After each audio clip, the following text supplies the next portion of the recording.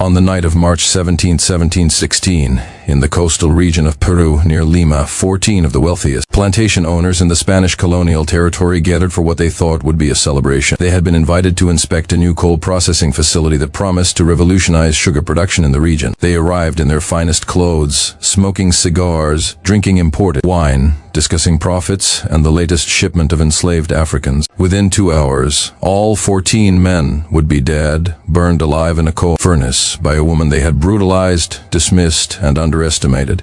Her name was Esperanza de Lima, and this is the story of how one woman's love turned into an inferno, a vengeance that terrified the colonial elite for generations. Before we begin, I need to be clear, this story contains graphic descriptions of violence, sexual assault, torture, and death. This is not entertainment.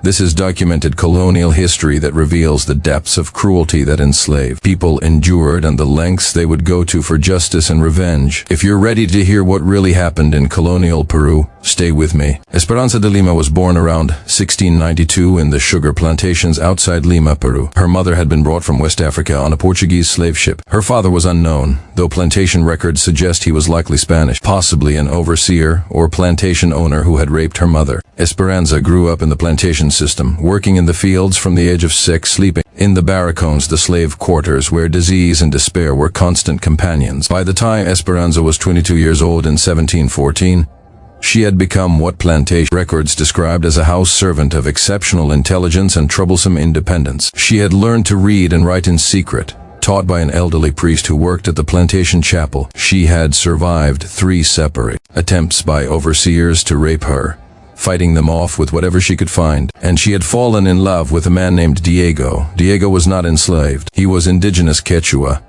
a skilled metalworker and engineer who had been contracted by several plantation owners to design and build a new type of coal furnace that would process sugar cane waste into fuel. The Spanish colonial authorities allowed certain indigenous craftsmen limited freedom of movement because their skills were valuable. Diego had relative autonomy. He could travel between plantations. He could negotiate his wages, but he was still indigenous in a Spanish-controlled territory, which meant his life was worth very little in the eyes of the colonial elite. Esperanza and Diego met in early 1714 when he came to work on the furnaces at the plantation where she was enslaved. They fell in love despite the enormous risks. For an enslaved African woman to have a relationship with an indigenous man was dangerous for both of them. Colonial laws explicitly forbade such unions, seeing them as threats to the racial hierarchy that kept the system functioning. But they loved each other, and for 18 months, they found stolen moments together, planning a future that seemed impossible but necessary to imagine. In September of 1715, everything changed. 14 plantation owners in the region formed a consortium to build a large-scale coal processing facility that would serve all of their plantations. It would be a shared investment, saving each of them money while increasing profits. They hired Diego to design and construct the furnace system. It was the largest project of his career. He worked on it for 5 months, building a massive coal furnace complex with multiple chambers, ventilation systems, and a design so efficient that it could process tons of sugar cane waste daily. While Diego worked, the 14 plantation owners began visiting the construction site regularly to inspect progress. And they noticed Esperanza, who worked at one of the nearby plantations. Colonial records and later testimony revealed that these 14 men, emboldened by their collective power and the culture of absolute dominance over enslaved people, decided that Esperanza would be their shared entertainment. They rotated her between their plantations, forcing her to serve them in ways that went far beyond domestic labor. They raped her repeatedly.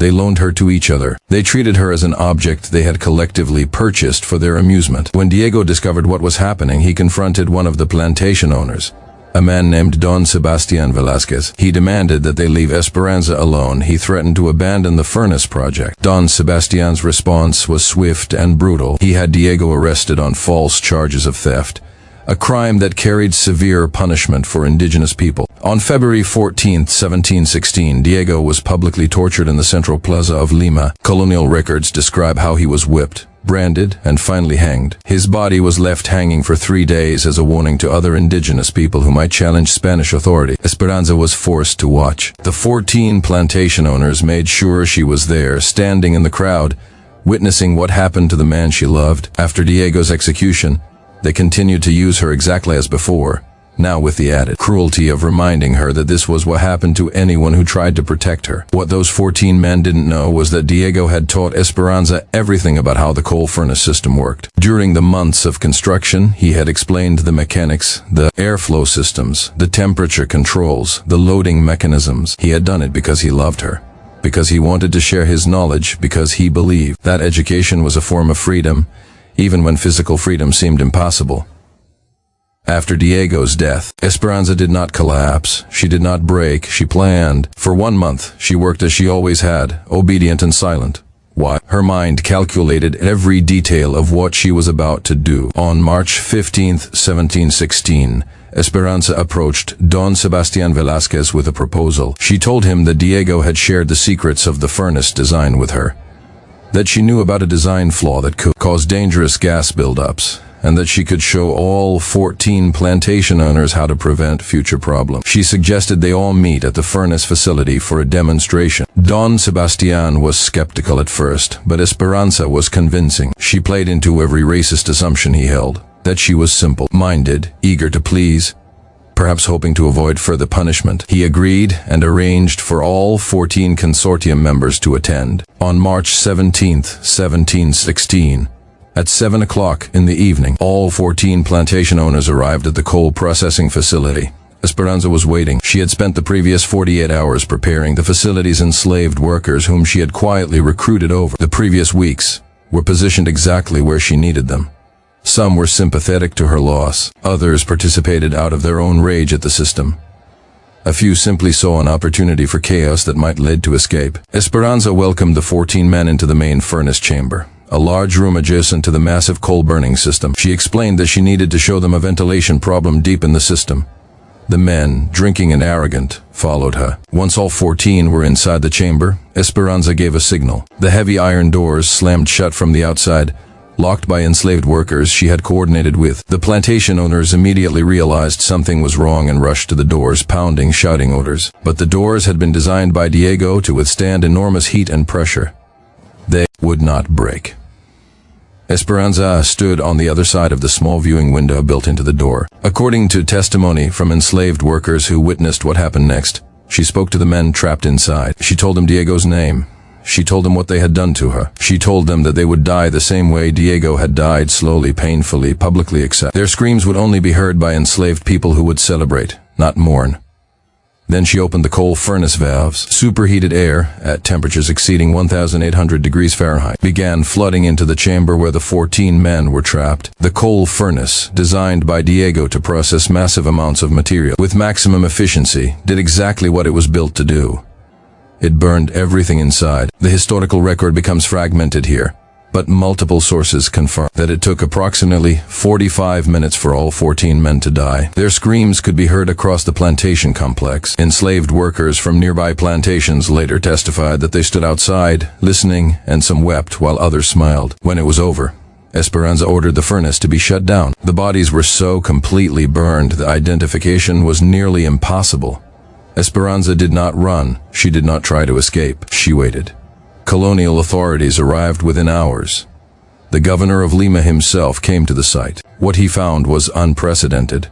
14 of the wealthiest men in the region dead, and an enslaved woman calmly admitting to killing them. The authorities arrested Esperanza immediately, along with 23 enslaved and indigenous workers suspected of helping her. The trial that followed was one of the most contentious in colonial Peruvian history. The colonial government wanted to execute Esperanza immediately as a warning to all enslaved people. But there was a problem. If they executed her without a trial, they would have to publicly explain how 14 plantation owners had been outsmarted and killed by an enslaved woman.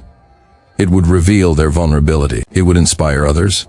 So they held a trial, carefully controlled and largely closed to the public. During the trial, Esperanza testified about everything the 14 men had done to her and to Diego. She described the rapes, the torture, the systematic dehumanization. She spoke in clear, educated Spanish that shocked the courtroom because enslaved people were not supposed to be literate or articulate. She never expressed remorse. When asked if she regretted her actions, she said, "I regret only that I could not bring Diego back. But if burning them alive means he is avenged, then I die satisfied." On May 2, 1716, Esperanza de Lima was sentenced to death by burning, a deliberately chosen method to mirror her crime. But the colonial authorities, terrified of making her a martyr, changed the execution method at the last moment. On May 8, 1716, Esperanza was hanged in a private execution attended only by colonial officials. Her body was burned afterward, and her ashes were scattered in an unmarked location. The 23 workers accused of helping her received varying sentences. Some were executed. Others were sold to brutal labor camps in the mountains where most died within 2 years. The colonial government then did something extraordinary. They tried to erase the entire incident from official records. Documents related to the deaths of the 14 plantation owners were destroyed or altered. The coal furnace facility was dismantled. Esperanza's name was removed from plantation records. For nearly 200 years, the story existed only as whispered oral history among descendants of enslaved and indigenous communities in Peru. So how do we know the story today? In 1891, a historian named Carlos Rodriguez Sosa was researching indigenous labor systems in colonial Peru when he discovered fragments of trial transcripts that had been misfiled in church archives in Lima. He found references to the coal furnace massacre of 1716 and began investigating. Over the next decade, he pieced together the story from church records, private letters between colonial officials, oral histories collected from indigenous communities, and architectural records of the destroyed furnace facility. He published his findings in 1903 in a book titled Voces Enterradas, Buried Voices. The book was immediately controversial and largely suppressed by Peruvian elites descended from colonial families. But the story was out. In the decades since, additional research has confirmed the core facts of Esperanza's story. In 2007, an archaeological team from the University of Lima excavated the site of the coal furnace facility and found evidence consistent with the historical accounts, the remains of a large furnace system, and bone fragments from multiple individuals showing signs of extreme heat exposure. Esperanza de Lima's story is not a simple tale of heroism or tragedy. It's a story about what happens when human beings are pushed beyond the limits of what any person should have to endure. It's a story about love and loss, about calculated vengeance and the absolute desperation of people who have been denied every other form of justice. Esperanza killed 14 men. She planned their deaths meticulously and executed them without mercy.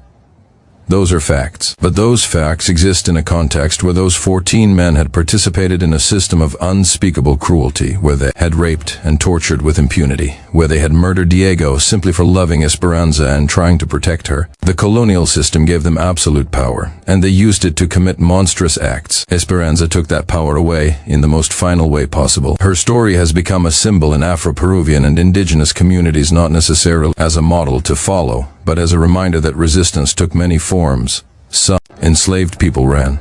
Some rebelled openly. Some found subtle ways to sabotage the system. And some, like Esperanza, chose a path of absolute, calculated vengeance. All of these were responses to the same horror, a system that treated human beings as property and gave unlimited power to those who owned them. This is why we tell these stories.